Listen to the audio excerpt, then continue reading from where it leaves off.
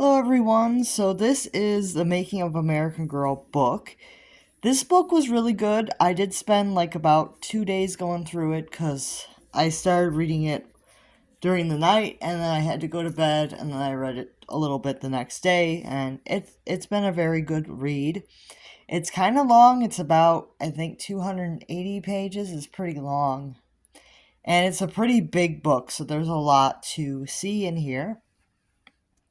So I'm going to go over what you actually get for content. It is mostly on the historical dolls, so you'll get how the company started. You'll get a lot of information on how Pleasant Rowland started the company and prototypes and stuff in chapter 1. And then chapter 2 focuses on Samantha, and it focuses on her stories and her development. Chapter 3 focuses on Kirsten and the development of her stories and doll. Chapter 4 focuses on Molly and her stories and doll. Chapter 5 focuses on Felicity, her stories and dolls and doll. And Chapter 6 is on the American Girl magazine and how that was developed and the impact that had. And then Chapter 7 is on Addie and her story and doll. Chapter 8 is on Josefina, her story and doll. And Chapter 9 is on the American Girl stores. So you get 9 chapters on different things from the American Girl brand. It is mostly on the historical dolls. As you can see, the majority of chapters are on different historical dolls and how they were developed and things. I really think that we do need a volume 2 because there's so much that was not covered in this book. I think that they can definitely do another volume of this on different historical dolls, and they can go into different things on the next volume, like different historicals and different girls of the years, the Truly Me line. Like, there's things that they did not cover in this book. But I do understand why the focus was mostly on historical, because this is the beginning of the company, so they want to focus on what the company started with. So it was a good read. I did like a lot of the things that they showed. They would show prototypes of the outfits as well, and their accessories, their furniture, all kinds of stuff, like prototypes or at least early sketches of these items. So they have a lot of good information in here on how they developed the characters, all the research that they did. They talked about a lot of the team members that they had on different things. So it is a very good book. I don't really want to show too many pages because I could probably get in trouble, but I can probably show you some stuff from chapter 1 just to give you guys a taste of the book. So you can see this is a really cool picture of Pleasant Rowland with the dolls in the very beginning here. Very cute. Just show you a few pages from chapter 1. Get an idea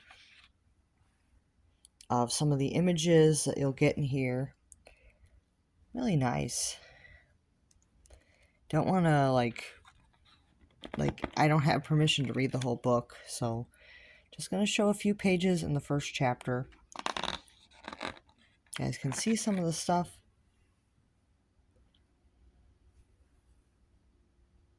But yeah, like they have like sketches of early things. Let's go in here.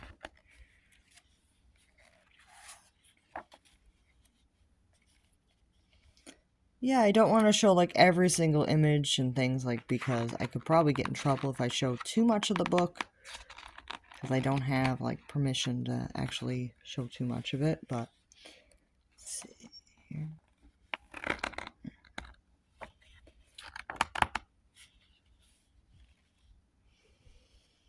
But yeah, like they show a lot of the outfits and stuff. It is pretty cool though. They show like so many things in here. This is just the first chapter, so it's pretty long. So the first chapter is pretty long. They have a lot of stuff going on. Like I said, I don't want to show too much because I could possibly get in trouble, but you can kind of see that they have a lot of good things in here to look at. And the only problem I had with the book is that they don't mention Guts at all. So if you were hoping for information on the Guts side of it, like how they actually sculpted the dolls, there's none of that in there. They don't talk about how the dolls were sculpted. They don't talk about the sculptor. Horst Hernan, there's like no information about him anywhere, so it's kind of disappointing that there was nothing in here about him, because he's like a mysterious doll sculptor that actually sculpted the dolls, and we don't know anything about him. So it's like, would have been nice to actually have some information, but I'm thinking they didn't put anything about Guts in here because Guts is a competitor, and they didn't want people confusing the two brands. It's unfortunate, but they could have like talked to the people at Guts and said, "Hey, maybe we can like talk about how these dolls started and everything," but they didn't want to. I guess they didn't want to deal with Guts, so they just left them completely out, which is unfortunate. And I don't know if they will mention Guts in a later, like if there's a volume 2, I don't know if they'll mention Guts or not, cuz I'm thinking that that's the reason, because of the competitor thing. If it's a competitor, they may not want to mention Guts because it's a competitor brand.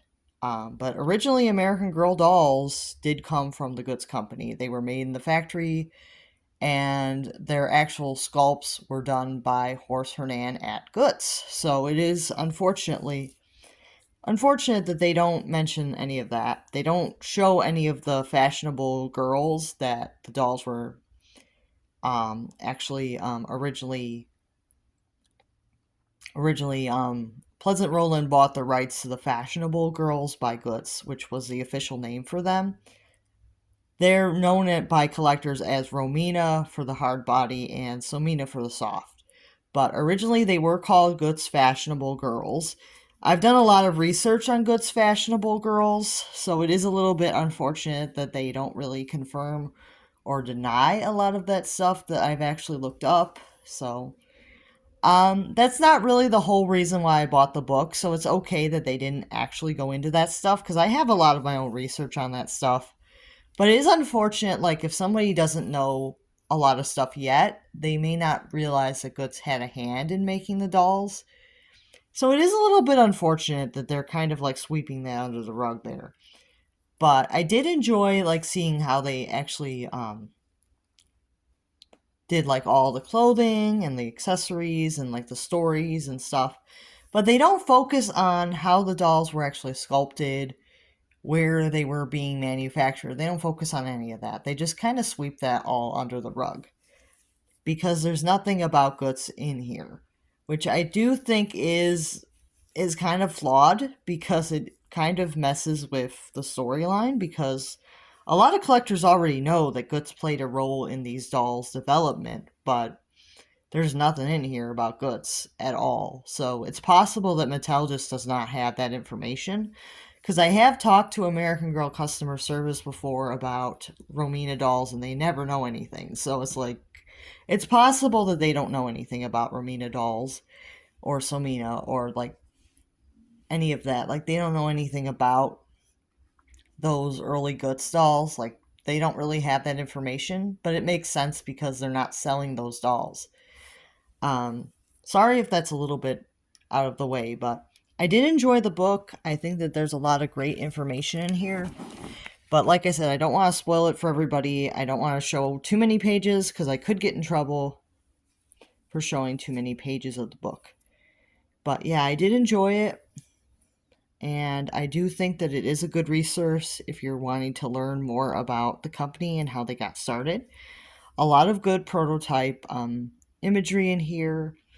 A lot of like photographs of like real clothing that they use to model the doll dresses and stuff, which I thought was really, really cool.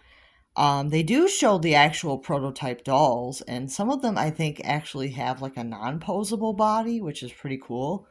But you can't really tell unless you like really know stuff about Guts. But like the early prototype scans where they have like the German text on the catalogs, those actually have like a soft body instead of like the posable body, which is cool. And Pleasant Rowland mentioned that Sleep eyes are like really expensive, but she opted for them because she wanted the little girls to be able to put their dolls to bed. And I just thought that was just like a cute detail.